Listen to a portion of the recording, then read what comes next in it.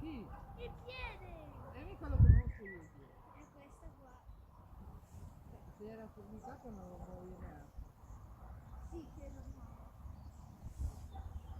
Aspetta, mi fa male.